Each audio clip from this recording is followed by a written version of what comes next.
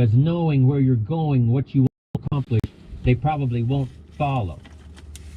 But if people can see you, if you have the image of someone that's in charge, in control of your life, your future, your destiny, in control of the situation, if they see that, that kind of image is powerful.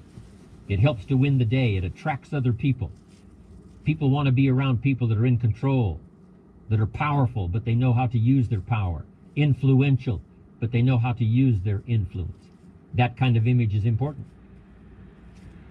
But here's a very important image, and that is your image of yourself. The way you dress, the way you talk, the way you think, your capacity for learning, all of that is an important image that you have of yourself. The image that you have that if it needs to be learned, you could learn it.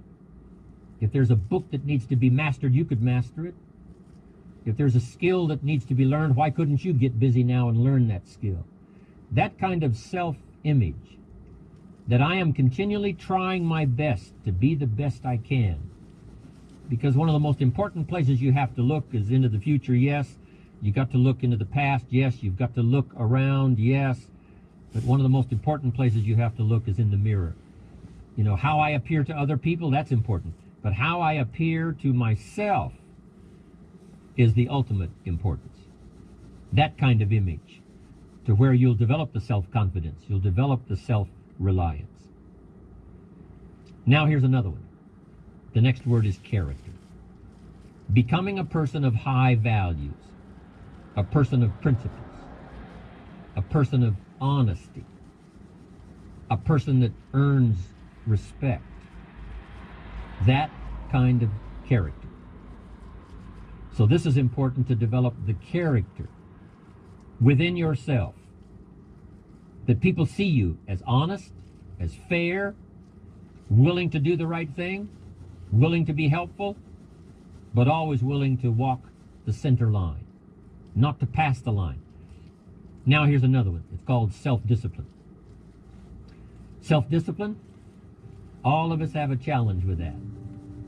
Because sometimes it's easy, and especially if you're working hard, doing the best you can, it's easy sometimes to let up and let it go. Philosophy, as I taught the last time I was here, philosophy, in my personal opinion, is the major determining factor in how your life works out. Philosophy, the major determining factor in how your life works out. Philosophy. To form our philosophy, you got to think. You got to use your mind. You got to process ideas. This whole process over a lifetime, starting way back here when we were children, schools that we've attended, our parents, our experiences, all this stuff that we've processed by the thinking process helps to develop our philosophy. And in my opinion, each person's personal philosophy is the major factor in how your life works out. Here's what's exciting about each person's personal philosophy. That's what makes us different than dogs, and animals, birds, cats, and spiders, and alligators. That's what makes us different than all of the life forms. The ability to think, the ability to use your mind, the ability to process ideas, and not just operate by instinct. In the winter, I'm telling you, the goose can only fly south. What if south doesn't look too good? Tough luck. It can only fly south.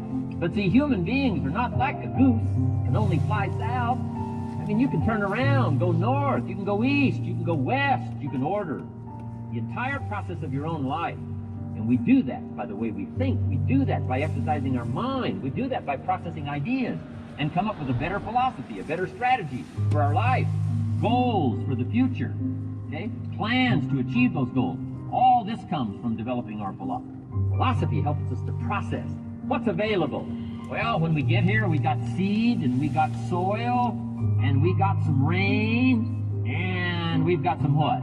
Sunshine, and we've got some seasons, and what? The miracle of life. Now the key is, what do you do with all this stuff? How do you turn all this stuff that's available here into equity and promise and lifestyle and dreams and future possibility? All of this that's possible now with human beings, take all this stuff, turn it into this equities and values. Well, it starts with philosophy. What is the seed? What is the soil? What is the sunshine? What is the rain? Is it possible to take some of each of all the stuff that's available and turn it into food and turn it into value and turn it into nourishment, turn it into something spectacular and unique that no other life form can do? And the answer is yes. But you cannot deal with all this stuff and what to do with it unless you start refining your philosophy. Think, use your mind, come up with ideas, and strengthen your philosophy. So the seed and the soil and the rain and the sunshine, this is called, the economy and the banks and the money and the schools and everything that's available out there, processing information, what to do with all that, and turn it into equity and value. That is the major challenge of life, my personal opinion. So each person's personal philosophy now is going to determine what you're going to do with the seed and soil and sunshine and rain, miracle, the change of seed. Activity. This is the work part, the labor part, taking action. The activity is the miracle working piece. Miracle being something we don't quite understand how it works. Doesn't mean it doesn't work. It means we just don't quite understand how it works. Miracles work. Turning wisdom from your philosophy and inspiration, strengthening of attitude, faith, courage, commitment, all this stuff that comes from attitude. If you're willing to take these two qualities, philosophy and attitude, and invest it into activity, you can have a miracle. Anything short of that, no miracle. Wisdom doesn't perform a miracle. Attitude doesn't perform a miracle. The only thing that performs a miracle of increase called equity is called putting wisdom and attitude into discipline, labor. This labor now can perform a miracle. Here's the two parts of the labor. One, do what you can. Number two, do the best you can. Can't give you better advice than that. Number one, do what you can. You just got to go home and make a list after today. And here's the question to ask as you make this personal list. What am I not doing that would be easy to do? That could greatly change my health, my wealth? What am I not doing I'm neglecting? Go home and answer the question personally. You don't have the answer on the big bulletin board. This is just all personal stuff. Errors in judgment, disaster. A few simple disciplines, wealth beyond imagination. And if you'll pick up the activity part, the miracle working part, plant the seed part, take care of your part. The soil will take care of its part. The seed will take care of its part. Seasons will take care of their part. The miracle will take care of its part. If you'll take care of your part, called putting it into activity, action. Works miracles, results. Every once in a while, you got to take a measure, see how you're doing with these three pieces: philosophy, attitude, activity. Now we take a measure called results. What is the results at the end of the day, the results at the end of the week? You can't let too much time go by without checking. Time goes by. 6 years I've been out there working when I met my teacher, Mr. Schultz. Said, well, Mr. Rohn, let's just go through a little summary here. He said, in the last 6 years, how much money have you saved and invested? Let's go through a little tab list here. How much money have you saved and invested the last 6 years? I said, what? 0. He said, you have messed up. He said, how many books have you read in the last 90 days? I said, what? 0. Wisdom of the world available? Change your life, change your future? Wisdom of the world available, develop any skill you want, earn the kind of income you want, have all the treasures you want, equities you want, relationships with your family that you want, everything that you want available, and the wisdom of the world to help you get it. Haven't read any books in the last 90 days. My teacher said, Mr. Rohn, you have messed up. I'm telling you, you've got the deal.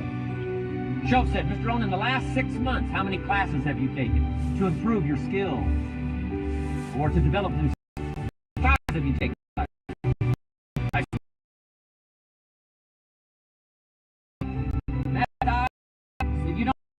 Mess the country.